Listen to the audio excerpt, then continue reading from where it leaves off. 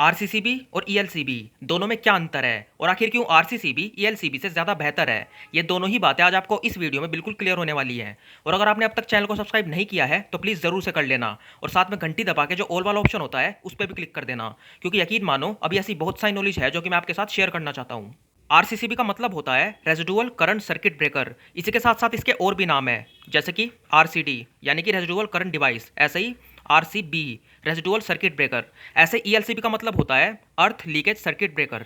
अब सबसे पहले मैं आपको एक बात बता दूं, इनमें से कोई भी चीज़ हमें ओवर करंट की कंडीशन से प्रोटेक्शन नहीं दे सकती है। ये सिर्फ हमें इलेक्ट्रिकल शॉक और लीकेज करंट से प्रोटेक्शन दे सकती हैं, यानी कि ओवरलोड और शॉर्ट सर्किट, इन दोनों ही कंडीशन में ये दोनों चीज़ें बेकार हैं। इसीलिए इन दोनों कंडीशन से प्रोटेक्शन पाने के लिए आपको इनके साथ में एमसीबी का या फिर फ्यूज का यूज़ करना ही पड़ेगा।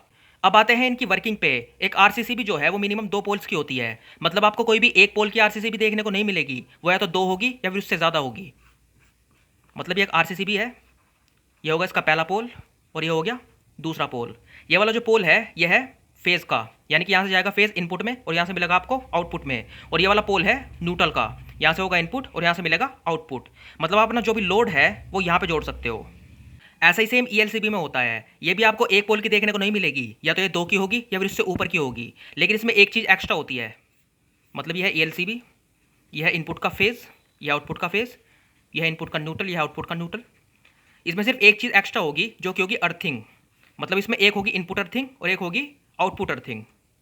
जो भी अपना लोड है वो आप जोड़ोगे यहाँ पे, और यहाँ पे आप जोड़ोगे अपने लोड की अर्थिंग। आपने देखा होगा जो भी हमारे लोड होते हैं, वॉशिंग मशीन होती है या फिर फ्रिज होता है, उसमें एक तीसरा पॉइंट भी होता है जो कि सबसे मोटे वाला टर्मिनल होता है, वो होता है अर्थिंग वाला पॉइंट। उसको आप जोड़ोगे यहाँ पे और इसको आप जोड़ोगे अपने इनपुट अर्थिंग में। मतलब जहाँ पे भी आपने अपने घर में अर्थिंग की होती है, इस पॉइंट को आप वहाँ से जोड़ दोगे। एक बात यहाँ पे ध्यान रखने वाली है, अगर आपने ईएलसीबी में ये अर्थिंग वाला पॉइंट कनेक्ट नहीं किया तो ये ईएलसीबी आपको किसी भी चीज़ से प्रोटेक्शन नहीं दे पाएगी। इसमें अर्थिंग जोड़ना बहुत ज़्यादा ज़रूरी होता है, क्योंकि इसके तो नाम में ही अर्थिंग है, अर्थ लीकेज सर्किट ब्रेकर। लेकिन आरसीसीबी में ऐसा कोई झंझट नहीं है, आपका सिर्फ एक फेस और एक न्यूट्रल से काम चल जाएगा। मतलब जो ईएलसीबी है ये सिर्फ हमें उसी चीज़ से प्रोटेक्शन दे सकती है जिसमें कि अर्थिंग का यूज़ होता है। मतलब कि जितने भी मेटल की बॉडी वाले सामान होते हैं, जैसे कि फ्रिज हुआ या फिर वॉशिंग मशीन हुई, उन सब से हमें प्रोटेक्शन दे सकती है। बाकी हमें उन चीज़ों से प्रोटेक्शन नहीं दे सकती जिनकी बॉडी प्लास्टिक की या फिर लकड़ी की बनी हुई हो, जैसे कि टीवी या फिर एलसीडी। जैसे कि सॉकेट का जो सबसे मोटे वाला छेद होता है, जो सबसे ऊपर वाला छेद होता है, वो भी अर्थिंग से जुड़ा हुआ होता है, तो इसका आप इससे भी जोड़ सकते हो।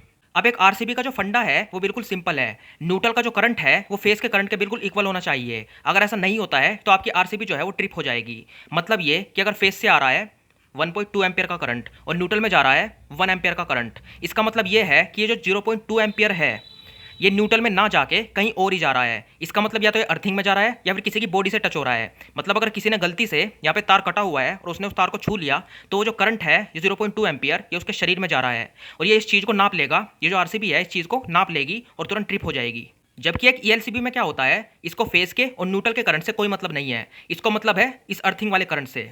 मतलब कोई भी करंट अगर इस अर्थिंग वाले वायर में फ्लो हो रहा है तो ये उस चीज़ को नाप लेगी और तुरंत ट्रिप हो जाएगी।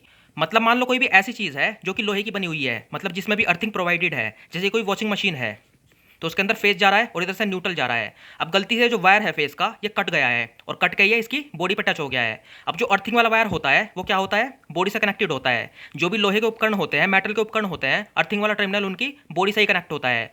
अब क्योंकि यहाँ से इससे कनेक्ट हो रहा है, ईएलसीबी से कनेक्ट हो रहा है, तो कुल मिला के क्या होगा, ये वायर यहाँ से कटा हुआ है, फेस से जो करंट है वो जाएगा, उसमें कुछ करंट न्यूट्रल में जाएगा और कुछ करंट जाएगा इसकी अर्थिंग में, इस वायर के कटा होने के कारण। और ये जो है इसके थ्रू यहाँ पे चला जाएगा ईएलसीबी में, और ईएलसीबी के थ्रू जाएगा ये अर्थिंग में। और ईएलसीबी जो है इस अर्थिंग को नाप लेगी, मतलब इस करंट को नाप लेगी जो कि इसकी अर्थिंग से फ्लो हो रहा है। यानी कि कुल मिला के ईएलसीबी को ये मालूम पड़ जाएगा कि यहाँ पे फेस का वायर कटा हुआ है जिसका करंट जो है यहाँ पे जा रहा है अर्थिंग में, और ये तुरंत ट्रिप हो जाएगी।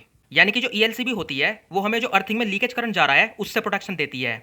अब यहाँ पे ईएलसीबी का जो इस्तेमाल है वो बिल्कुल ही बंद कर दिया गया है। अब ऐसा हो सकता है कि आपको कुछ पुराने सिस्टम्स में ये देखने को मिल जाए, लेकिन अगर आप बाजार में खरीदने जाओगे तो आपको शायद ये आपको देखने को कहीं मिलेगी। अब इसका जो इस्तेमाल है वो ना के बराबर होने लगा है, और इसकी पहली वजह ये है कि ये हमें सिर्फ अर्थिंग वाले उपकरणों से ही प्रोटेक्शन दे सकती है। मतलब ऐसे उपकरण जो कि मेटल के बने हुए हों। जो भी उपकरण मेटल के बने नहीं होते हैं इसका उसमें कोई भी काम नहीं है, क्योंकि उनमें अर्थिंग की जरूरत ही नहीं होती है। तो ये पहली वजह है।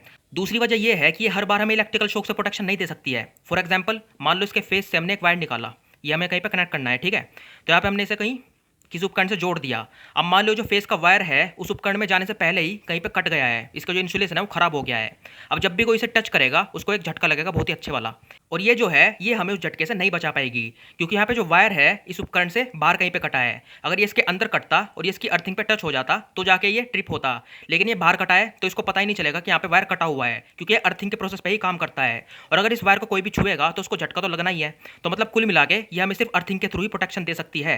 अगर यहाँ पे वायर बाहर कहीं पे कटा हो और उसको कोई छू ले तो इसको पता ही नहीं चलेगा और ये ट्रिप नहीं हो पाएगी। जबकि आरसीबी में ऐसा होता है, कुल मिलाकर अगर फेज वाला करंट न्यूट्रल वाले करंट से ज्यादा है, मतलब कहीं पे भी अगर वायर कटा हुआ है और वो करंट कहीं भी जा रहा है, या तो आपकी बॉडी में जा रहा है या फिर अर्थिंग में जा रहा है, कहीं भी जा रहा है, ये दोनों ही चीजों से हमें प्रोटेक्शन दे सकती है। यानी कि अर्थिंग के लीकेज में भी और हमें झटका लगे उसमें भी, क्योंकि इसका तो सिंपल सा फंडा है, जो फेज वाला करंट है वो न्यूट्रल वाले करंट के इक्वल होना चाहिए। अगर ये करंट चाहे अर्थिंग में जा रहा हो या फिर किसी की बॉडी में जा रहा हो, किसी को झटका लग रहा हो, ये तुरंत ट्रिप हो जाएगी। इसी वजह से जो आरसीसीबी है वो ईएलसीबी को रिप्लेस कर रही है।